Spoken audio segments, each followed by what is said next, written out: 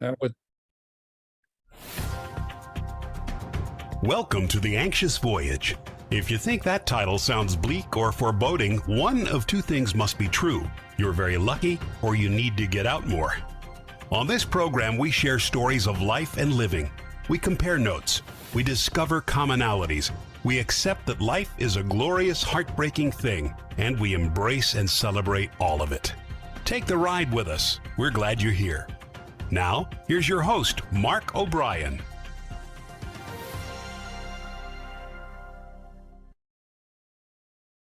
Hola, bonjourne, guten tag, buongiorno. And if you happen to be tuning in from Brooklyn, hey, how you doing? This is indeed our maiden voyage, and we are so happy that you're with us. I'm compelled to tell you this show airs every Monday at 1 a.m. and 1 p.m. Eastern Time, with live call-in shows every first and third Mondays at 1 Eastern. You can watch or listen to the show on the live stream syndicated online. You can find the show on your mobile devices or in your cars by saying, Alexa, please play Dreamvision's 7 radio network.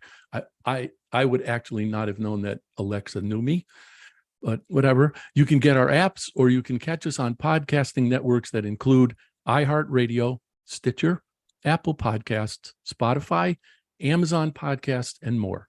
To learn more and to find our full schedule, please go to dreamvision7radio.com. Since this is indeed our first show, I wanted to start with a notion from the late German writer and 1929 Nobel laureate in literature, Thomas Mann. In 1896, Mann wrote, "It's impossible for ideas to complete in the marketplace if no forum for their presentation is provided or available." The same is true for stories and storytelling. It's impossible for our stories to teach and unite us if no forum for their sharing is provided or available. That's exactly why we're here, and we're thankful you're here with us. It was plan A for me to be joined by 4 guests today. You can likely see I'm joined by only 3, and we will get to them in a moment. But out of respect, I do want to acknowledge the gentleman who is not able to be with us. He sent me a note over the weekend to say that he had been diagnosed with COVID. He spent 6 hours in the ER yesterday, but I am happy to report he's home and resting comfortably today. His name is Jeff Eichler. He's a lifelong educator, first as a classroom teacher, then as an executive with a major publishing house producing textbooks and technology for schools. As a certified leadership coach, Jeff has worked with school teachers to eliminate the barriers that stand in the way of bringing their most effective selves to their faculty and students. He hosts the Getting Unstuck, Cultivating Curiosity podcast and co-hosts the podcast Cultivating Resilience, a whole community approach for alleviating trauma in schools. He co-authored Shifting, How School Leaders Can Create a Culture of Change, and contributed to the book Leading with Vitality and Hope. The river that runs through his career is rethinking the purpose of K-12 education for the 21st century. You can find Jeff on the web at queticocoaching.com. That's QUETICO coaching.com. Jeff, we miss you. Hope you're doing well. So then, I will introduce Melissa Hughes, who is a clinical psychologist and a self-proclaimed neurogeek. Having worked with learners from the classroom to the boardroom, she spent the better part of her career understanding how the brain works and how to make it work better. She shares practical applications of neuroscience that enhance cognition, enable greater creativity, enable more effective collaboration strategies, yield a more engaged workforce, and foster cultures essential for organizational success and personal satisfaction.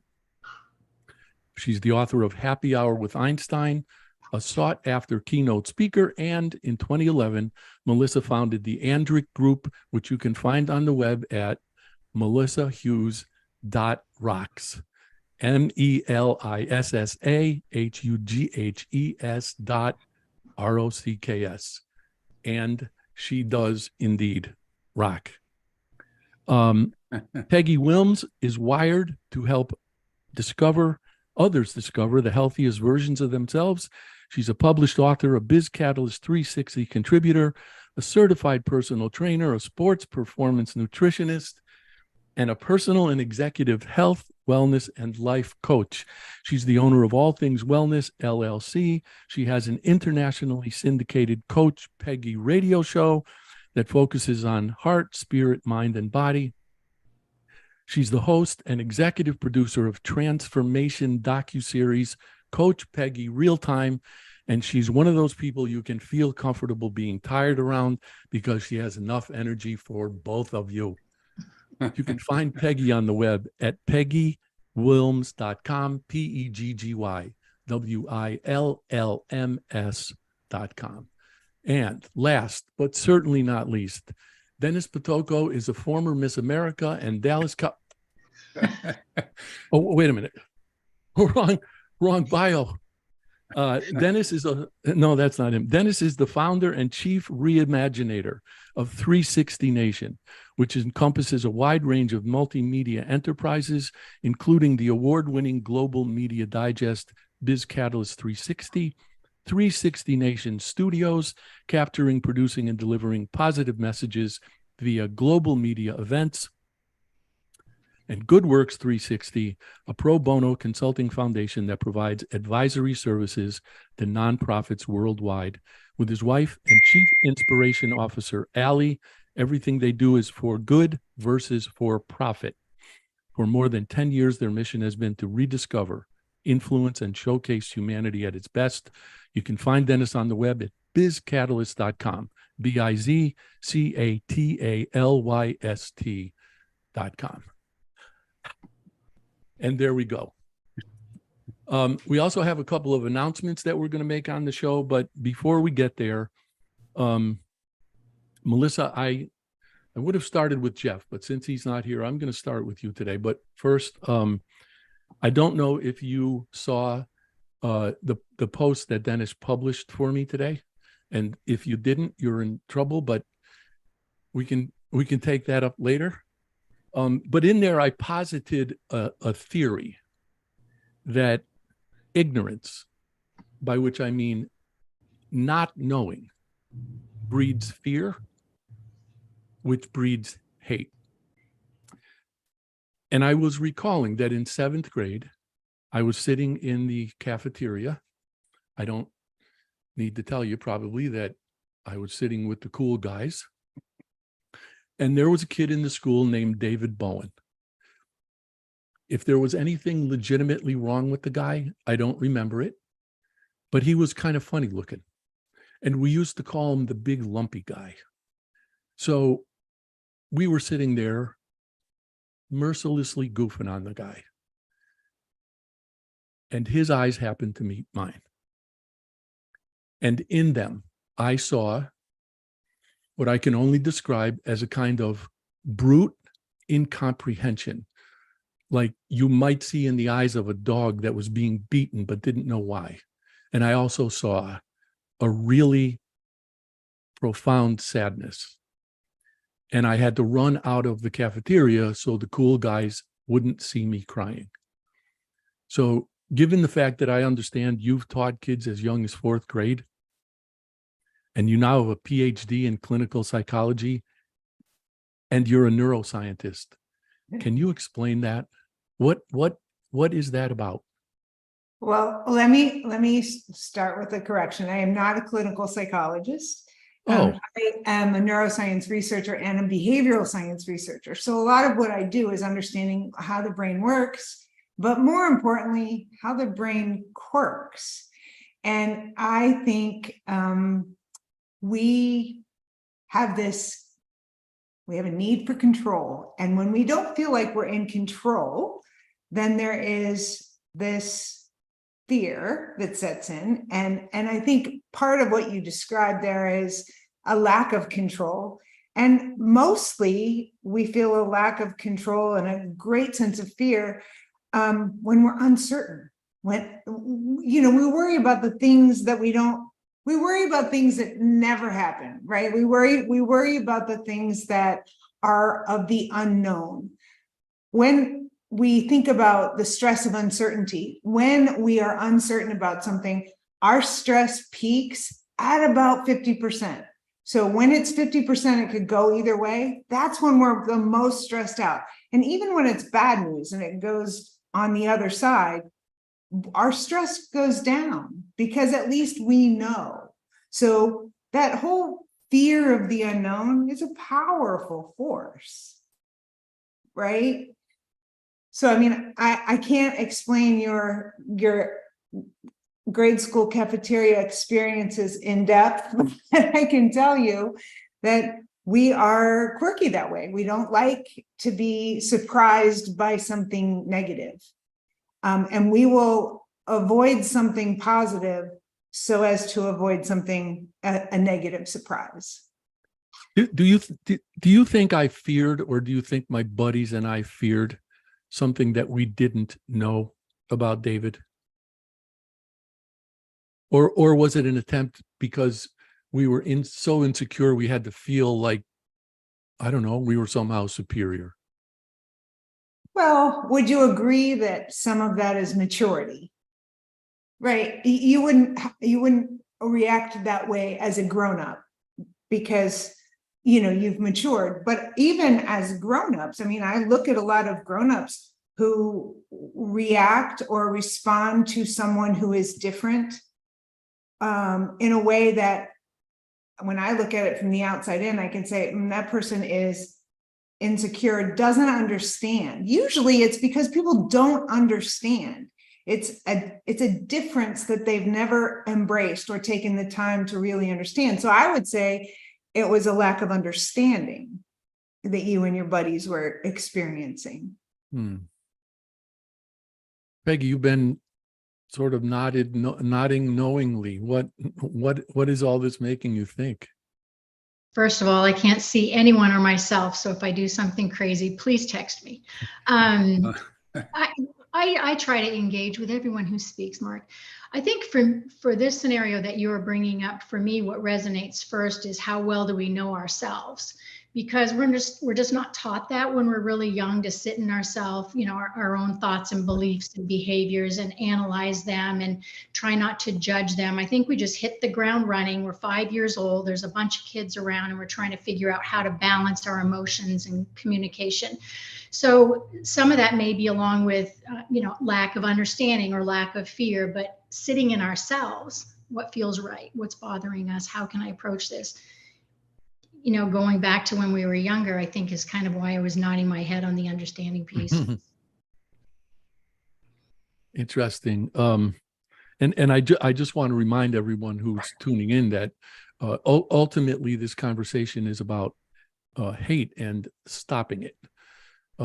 So I don't know if what my buddies and I were doing to David constituted hate.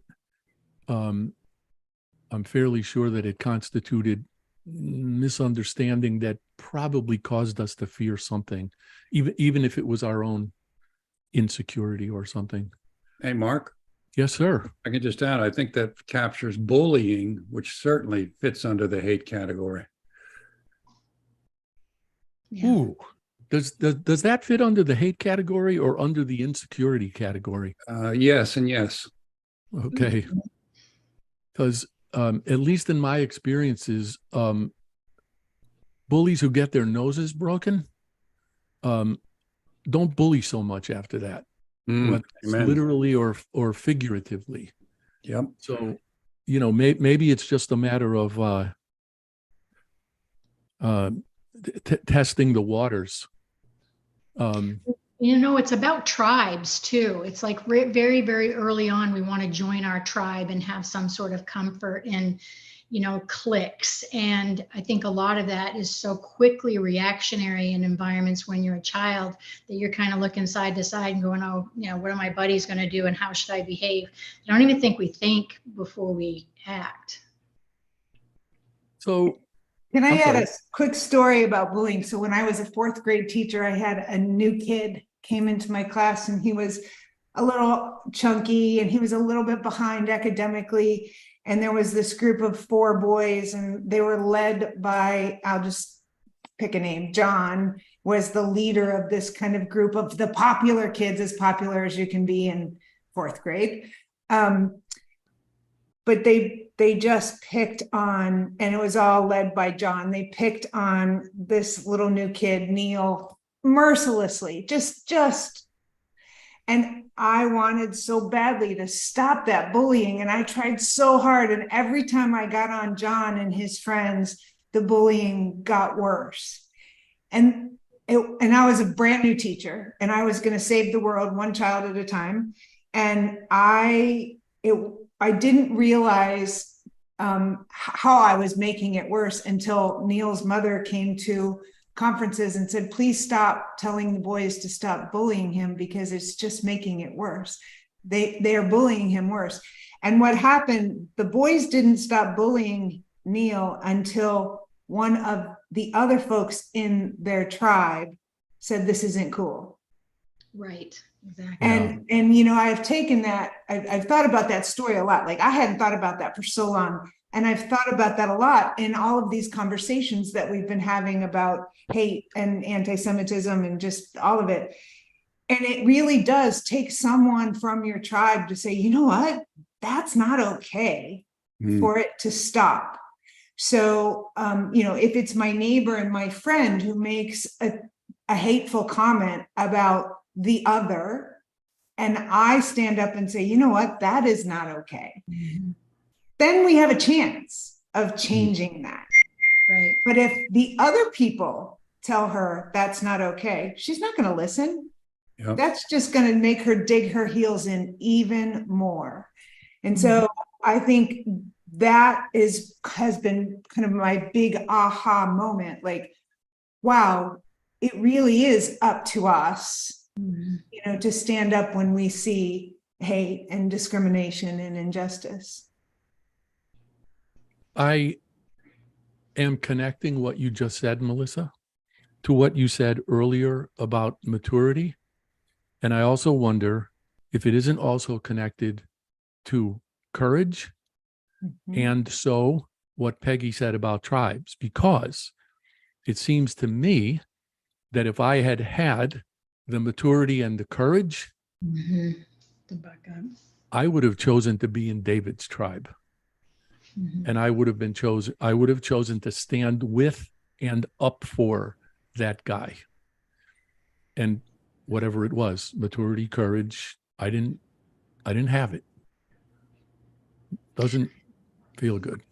You know, Mark, I wrote a piece recently, and I was really thinking about how young are we when we learn about hate? When does it start? And I just did a nosedive in, not deep, of course, but they say it's about the age of 4 or 5, and that it is a learned behavior. And so this is generational, this is systemic. And, you know, if we want to make a big difference, I think we have to get to the younger tribes, you know, get to the kids to say, hey, it's okay to be different. It's okay to stand up. It's okay to rub the grain wrong and feel like, you know, you're stepping out on your own. But I think we have to start really young, younger than we had been. Well, I agree. Dennis, I'm sorry, go ahead. No, I'm just going to reiterate what you said. I've done so much research on hate since we've started talking about this, and I'm going to credit Melissa once again for enlightening me to just one sector of hate, and that was Jewish hate. We can talk about it in a little while, but I wrote something down that kind of tails right off what Peggy was saying, what Melissa's saying. I'm going to read it to you. It's, no one is born hating another person because of their race, creed, color, religion, or anything else. People have to learn to hate. And if they can learn to hate, they can also be taught to love and to understand with compassion, because both come more naturally to the human heart than its opposite. And so it's that nature or nurture. I keep coming full circle to that, Mark, and we have to kind of unlearn what we've learned, and we've got to have more courage, and we've got to speak up, or we have to remain silent when somebody tells that joke that everybody else is laughing at, but you know it's just not right. Yeah, and Peggy, I would just amend what you said or add to what you said about it being generational. There are frustrating and confounding aspects of human nature that just won't go away, which doesn't mean, no, I'm sorry, you know what? I'm going to put that more positively. I was going to say it doesn't mean we shouldn't try. No, it means we should try harder. And I think in teaching kids that it's okay to be different, it's okay to go against the grain, some of the things that we tell them might include not a whole lot of creativity or gain came out of conformity. And it is positive and constructive that you might be different. So let's find a way to work with whatever it is, in whatever way you're different, in whatever it is you think that everybody else might be thinking. Let's find out what's valuable in that and how you can contribute. I actually think this might be the perfect spot to take our first commercial break. And when we come back, I very much want to get into the programs that we have to announce today. So please stick around and we will be back in a few minutes. Everybody has a story. Everyone's story deserves to be told. And the only bad stories are the ones we don't share. That's why Mark O'Brien created The Anxious Voyage. It's Mark's conviction that every story deserves to be shared, and his purpose is to give people in all walks of life from any circumstances a chance to tell their stories. The Anxious Voyage is now on syndicated Dreamvision 7 radio network every Monday at 1 a.m. and 1 p.m. Eastern Time, with live broadcast every first and third Monday at 1 p.m. Eastern. Please tune in, please join Mark, and please share your stories.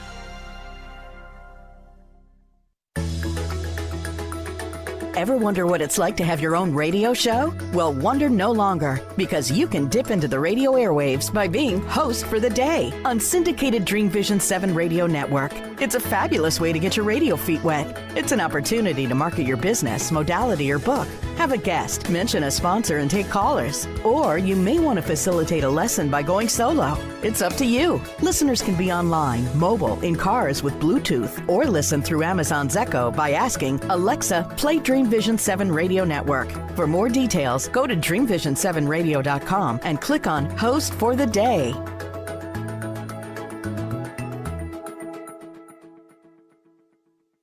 You can't establish your brand's authority without a voice. That's why, since 2004, O'Brien Communications Group, OCG, has been helping companies establish their authority, find their brands, distinct voices, and position their brands effectively and persuasively. So effectively that 9 of OCG's clients have been acquired by other companies. OCG's business model emphasizes efficiency and results, not hourly billing, markups, and media commissions. That ensures OCG's advice is unbiased and its clients aren't at financial risk. If you're ready to find your voice and use it to tell your story, OCG is ready to help.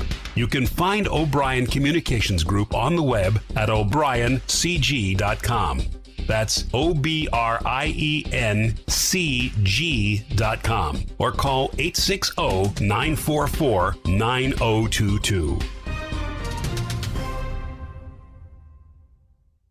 Calling all authors. Have you been considering an audiobook? Well, look no further. Come take advantage of Dreamvision 7 Radio Network's unique in-house audiobook production, which includes benefits and bonuses from our radio station. Let our knowledgeable staff guide you to create the audiobook you've always dreamed of without breaking the bank. Check out our full one-stop service from A to Z, including the ACX process. Schedule a free consultation by calling 508-226-1723. That's 508-226-1723. Or go to dreamvision7radio.com.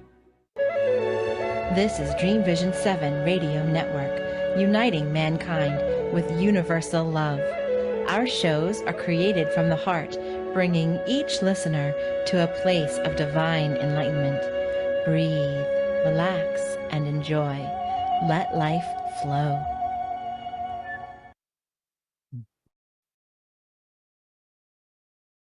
Welcome back. The three of you probably know that I don't believe in accidents. So, Melissa, It's no accident that you gave me the absolute perfect segue into what I want to discuss with you next, because you were talking about the fact that in your attempt to stop bullying, you made it worse.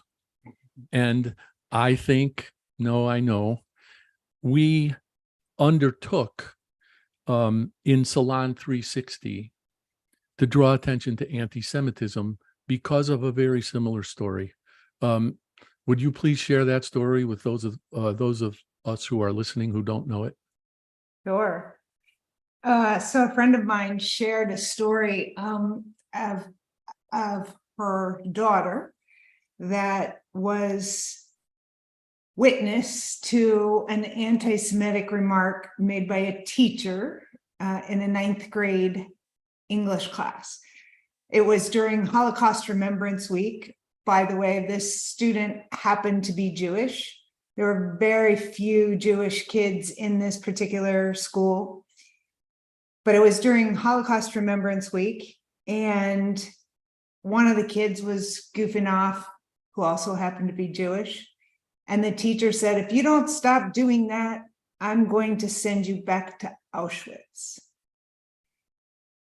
And the kids were like, wait, what? And I heard about this, and my first reaction was pure outrage. As a teacher, the teacher in me could not understand how an educator could be so reckless. That's beyond thoughtless and inconsiderate and wrong, but reckless. Like, I really thought this was reckless. And so I wrote an article about the teacher from Florida who threatened to send a student back to Auschwitz. And I didn't name the school. Obviously, I did not name the teacher, and I did not name the student. But I did want to shine a big, fat spotlight on this horrible situation. I felt that it had been, I should also point out, it had been almost 3 months, and the school did nothing about it. So their response was, yes, we're investigating. And my thought was, what do you need to investigate? So I wrote the article because the longer it went, the more furious I became. And in my attempt to shine a light on the wrong, I also shined a light on people who didn't ask to have the light shined on them. And that was the Jewish minority in this community. And it became a real problem because, the students were like, oh, it's not a big deal, just let it go. I don't want to talk about it anymore. I just want it to die. And then here I came back 3 months later and brought it to the surface in a very, very public way. And so, although my intentions were obviously not to put a target on a child's back ever, like not any person, but certainly not a child, that's what I did. And the students, the Jewish students in this particular community, felt like they were put under a spotlight for being Jewish. And then this whole thing erupted again. My learning was, I was mortified that I would have hurt these kids.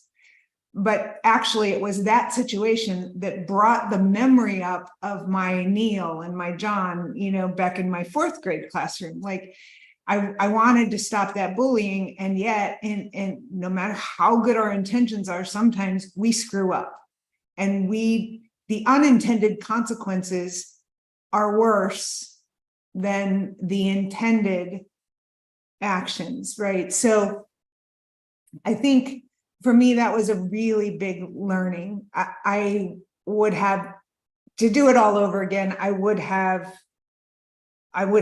still written the article. I would not have called out the school district. I would not have made it, so identifying for that particular student. It could have been any school in Florida. It didn't have to be a school in this particular county. So, again, that's one of those things where you say, I beat myself up over that. I had the best of intentions, and yet, right? Dennis, I think it was our friend Jonason Goldson who either said this because he had thought of it or was paraphrasing for someone else. But it was something along the lines of, the people who are being victimized can't necessarily be the ones who fight back, or certainly can't fight back alone.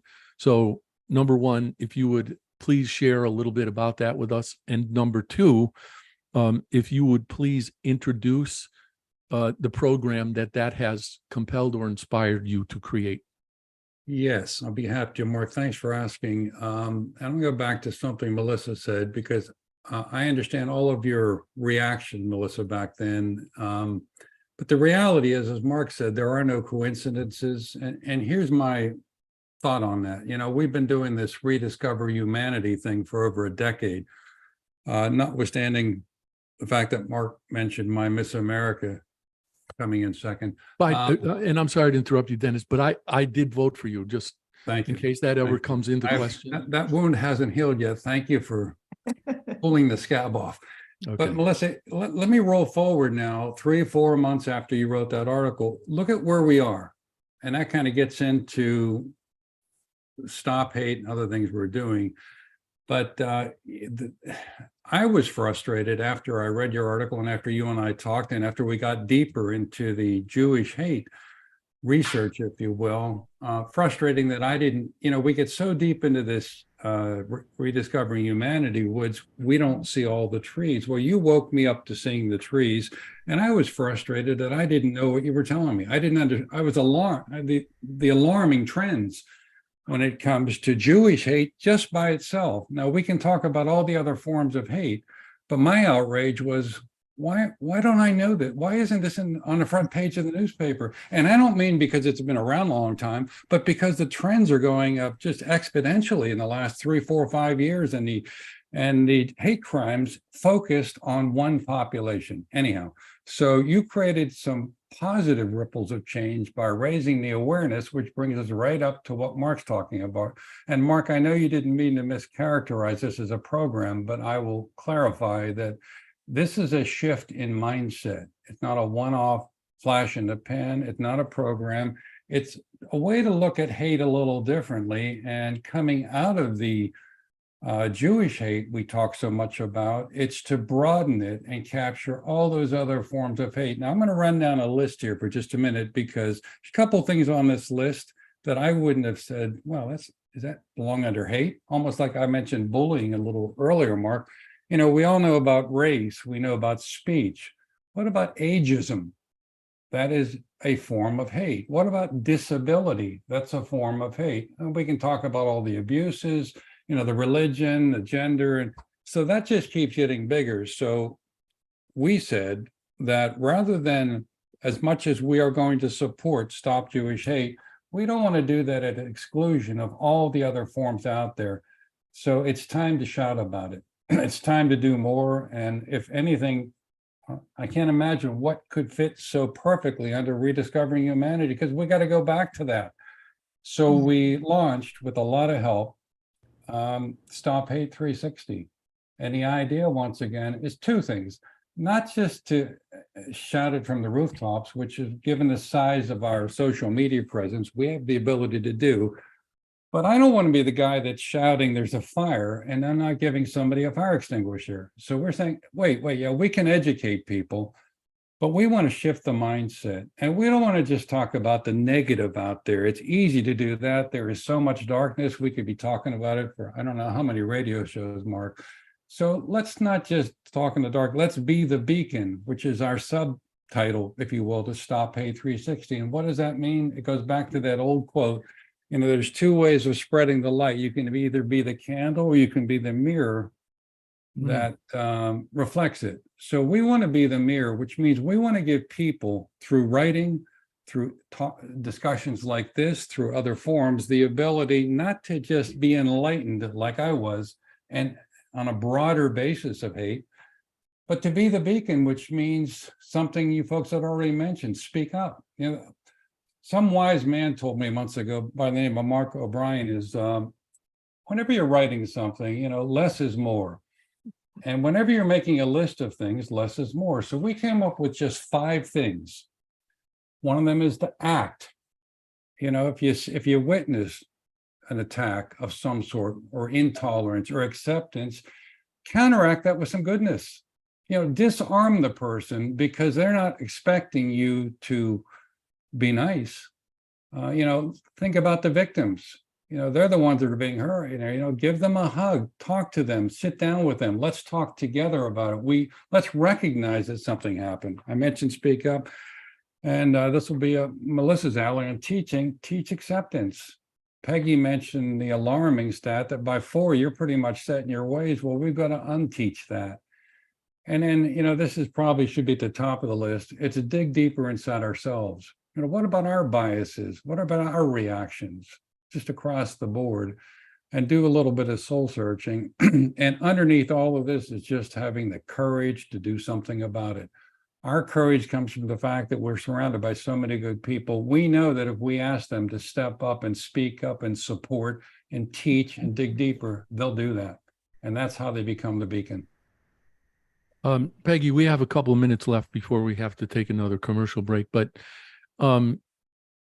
given what you do, given your work, and given what you're committed to do, and we're going to get into that in a little more detail in the next segment.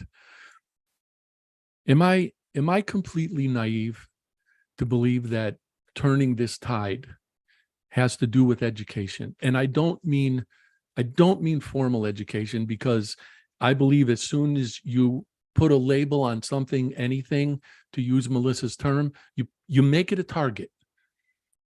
But is there a more, I don't know how to put this, ground level or grassroots way that by the things we say and do, we can educate? Oh, such a good question. And you're giving me 10 seconds. No, you got more than 10 seconds. What I always try to come from the solution. I've been working with Dennis for a while, and I have the ability, like many people do, to really think big picture, like what's out there, how are we going to save the world, and then get so deep in the details, the Excel spreadsheet of this, to go, okay, how are we going to get there? Because I'm all about real people, real problems, real solutions, and real stories. And I still believe from the bottom of my heart that telling stories about ourselves, about others, is how people are going to connect and how we are going to find solutions. We have to not only find one solution, but 80 million, because what one solution works over here and this under this bridge downtown might not work in a kindergarten class. So we have to try these solutions, and we have to figure out what works and doesn't work. And it sounds silly, but it starts with love languages. And I don't laugh me off the map here, but it's love languages. It's Gary Chapman's work. There's 5 love languages. There's words of affirmation, quality time, acts of service, touch, and gifts. And if you figure out how you are filled up with your love language, that lifts you up, gives you purpose, gives you passion, then you can love people their way. And figuring out that means some of the solutions are words. Some of them is acts of service with volunteering. Some of it might be touch by rocking a NICU baby at the hospital. But we have to figure out how we love, because love is the only thing that's going to cure hate. Period, is finding some sort of common ground and coming from our heart center to find these solutions. There's nothing else that's going to sustain the test of time. And we are going to go to a commercial break now, and I don't mean to put you on the spot, but given what you just said about storytelling, would you be willing to come on my program at some point?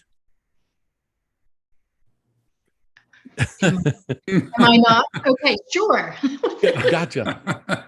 Thank you. And we will take that break, and we will be right back.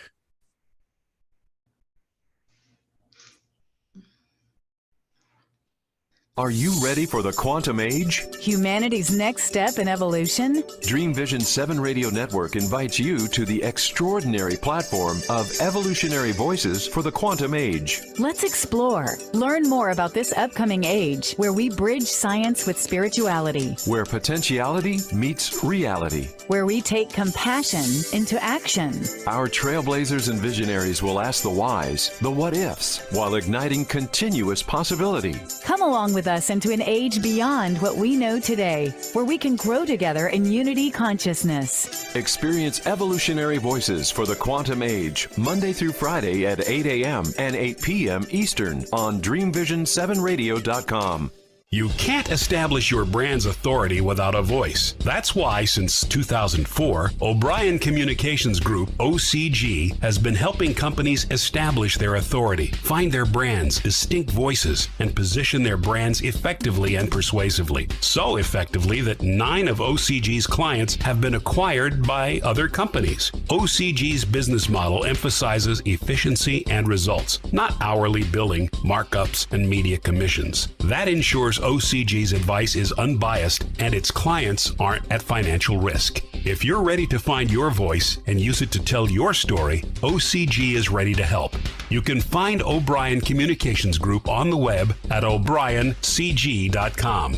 That's OBRIENCG.com or call 860-944-9022.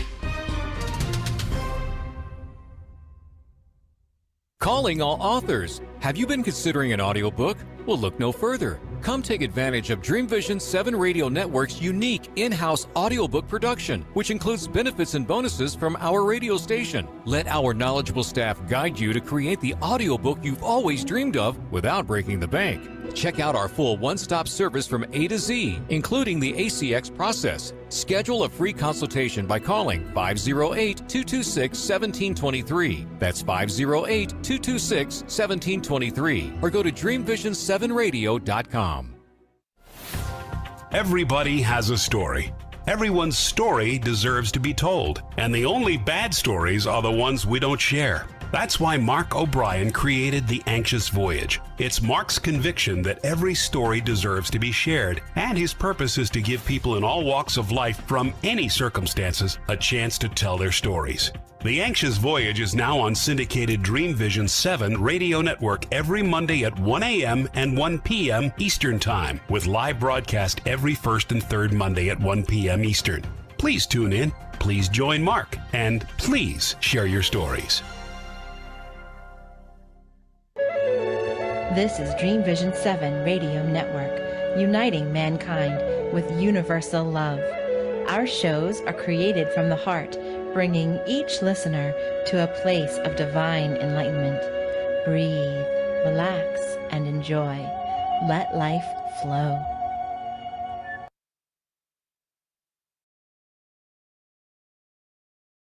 Welcome back. It happened again. And what I mean is, Peggy, you gave me the perfect segue. And you will not tell me it's an accident. I was thinking about what you said about big pictures and your desire to see big pictures, which I happen to share, by the way.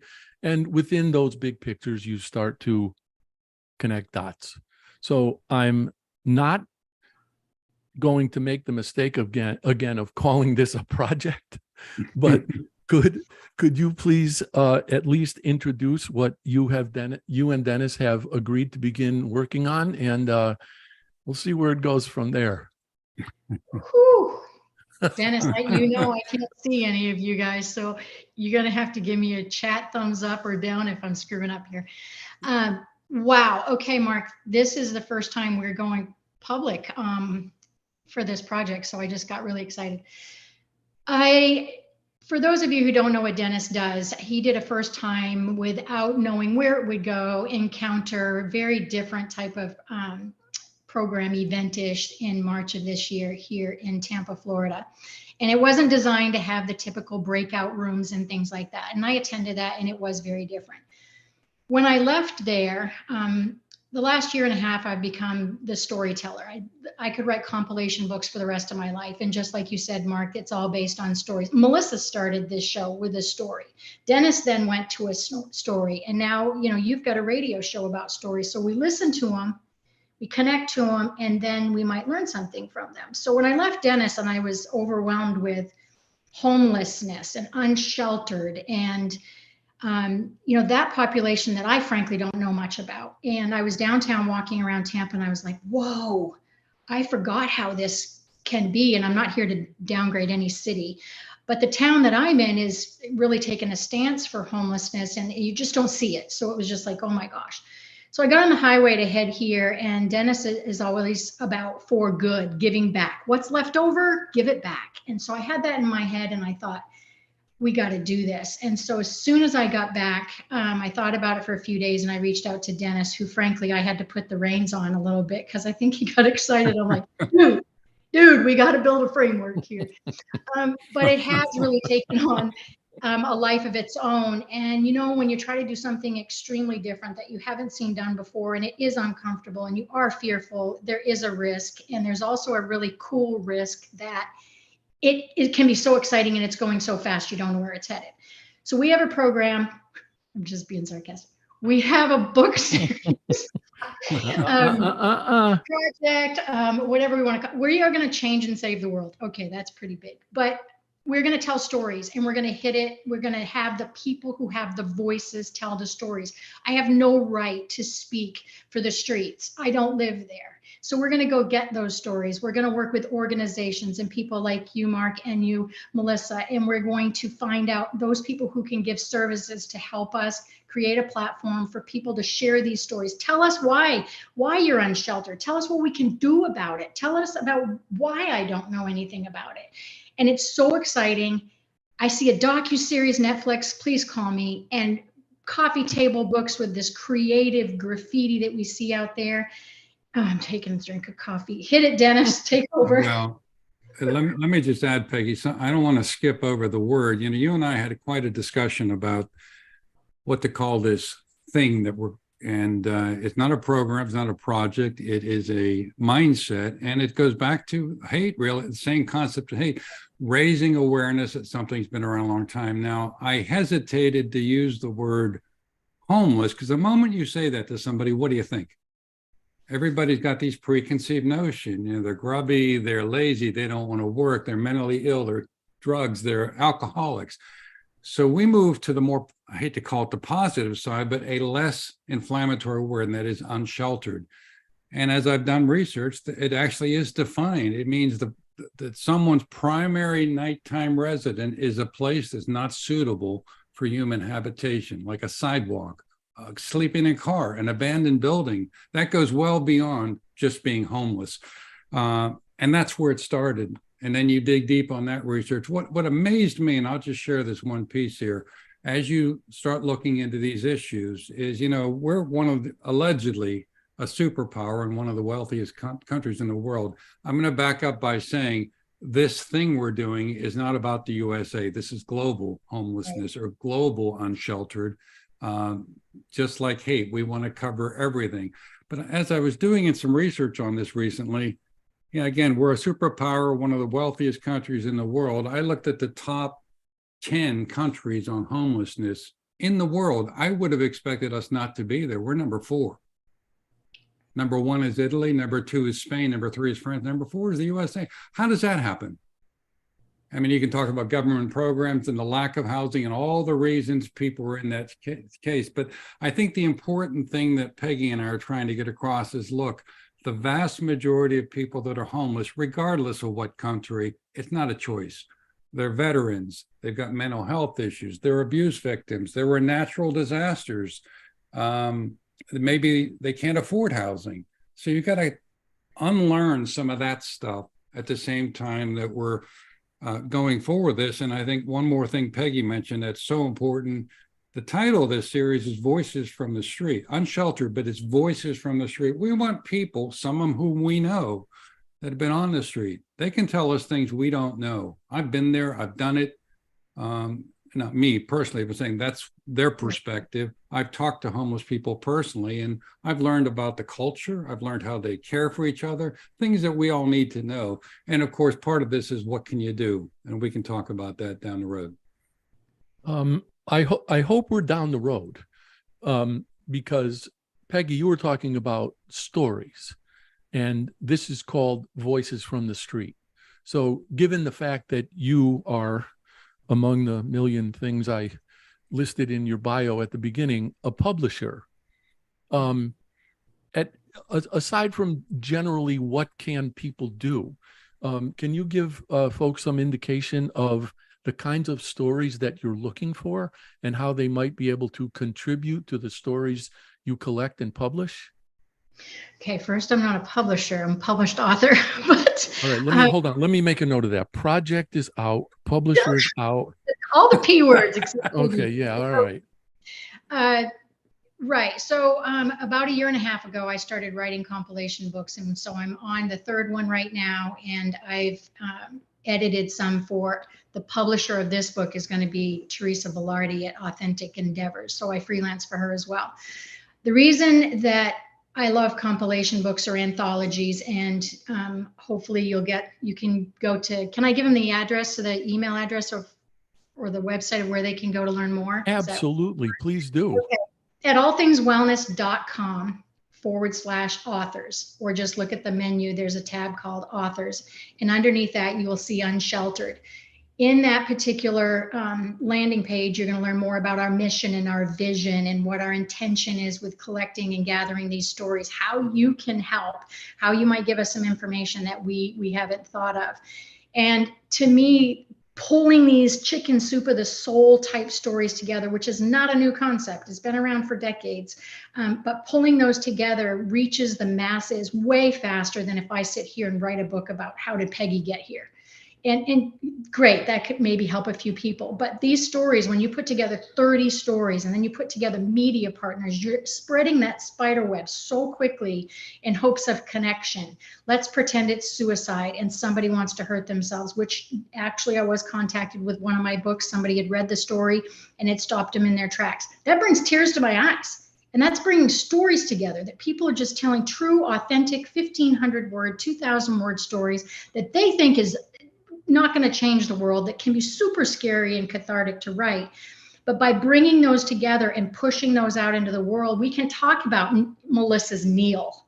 We can talk about Dennis's programs with GoodWorks. We can talk about your publishing company and the millions of people that we can expose ourselves to. So it's all with stories. We've been doing it since our children were in our wombs. We've been talking and sharing stories. We got to get back to that. If we're not going to sit around the dinner table, I'll just lead with this. If we're not going to sit around the dinner table anymore, we better figure out how to share these memories and stories, or we're going to lose the history of generations, our family tree history, generational stories. Mark, if I can add something to what Peggy just said, I think we need to point out something different between this anthology series and virtually any other one you'll see out there. And this is what attracted us to it, other than the homeless factor, the fact that Peggy, like everything we do at our organization, it's a for good, not a for-profit project, which means if there's any excess funds beyond the expenses to put this anthology out, we're going to send it to one or more worthy nonprofits that service the needs of the homeless. And again, this is global. That was one of my, Dennis and our conversations is we do touch people, in multiple states and countries, and homelessness in Portugal is not the same as in China, is the same as in Tampa, Florida. And we want to hear those stories. COVID is the only dang thing in the history of mankind, I swear, that brought us together, as horrible as it was. We were all on the same exact page with the same issues, trying to find the same, find some solutions. So homelessness is another subject. Unsheltered is another subject that hits all of us. We just don't know how systemic it is. Mark, can I add one thing that kind of brings us full circle to something Peggy said early on? If it's all right with Peggy and Dennis, it's all right with me. Peggy said we have to teach our kids earlier, like the kids learn, young people learn hate. They're not born with it. It's not innate in them. It's what they learn. And we can teach them about what we care about. Like, pick this book up, share the stories with your kids, talk about it. We teach kids how we feel. We teach kids our values when we drive by a homeless person or an unsheltered person and the comments that we make about them, or when we make a comment about LGBTQ or, African American or Jewish Americans, we teach kids through our comments and through our attitudes. And we teach them through our microaggressions too. Sometimes we don't even have to say a word. So I love this. I love this project that Peggy and Dennis are pulling together. And mind shift. Sorry. And I do think it is about sharing these stories with the next generation and saying, I care about this. Because if I can tell a young person I care about this, then maybe, just maybe, that young person will care enough to try to learn more. And if we can do that, then we're victorious. I completely agree. And I also want to add something to what Peggy was saying. From my own experience, I can tell you that, and I don't think I'm alone in this, but when we are enduring or experiencing or suffering from something, I think most of us have a tendency to feel like there's something singular about it, and that we're alone and we're the only ones who feel like that. That's absolutely not true. And by sharing our stories, we can find out who else shares that experience with us. We can reassure others that they are not alone. And I also believe there is not a better way to give people senses of their own agency by encouraging them to tell their stories, because they're so powerful. And it doesn't matter who they are. It doesn't matter what their stories are. There's commonness there. And the only way we're going to discover that is by telling our stories. Mark, I'm sorry, go ahead. No, I was just about to wrap, but please, one final comment. Brace yourself. We're going bigger on this than we've done on anything in our 10-year history. We released a Tampa Bay area press release this morning. Tomorrow, we're releasing a global press release because it's global, and it's going to be blasted across all the social media channels. So if you'd like to help, watch for it. Yeah. Okay, thank you. I sincerely and quite humbly thank all three of you for being here with me today. I am so glad and so grateful that we were able to do this. I want to tell anybody who's tuning in, if you have any questions or comments that you would like to share, please send me an email. And you can do that at Mark, M-A-R-K, @ObrienCG.com, OBRIENCG.com. This show airs every 12 hours, 1 a.m. and 1 p.m. on this network. And we will be live again at 1 p.m. on the 21st. And I'll give you a sneak preview. My guest will be the effervescent Lonnie Ray, and I can't wait. So thank you all. See you next time. Thanks, Mark. Thank you.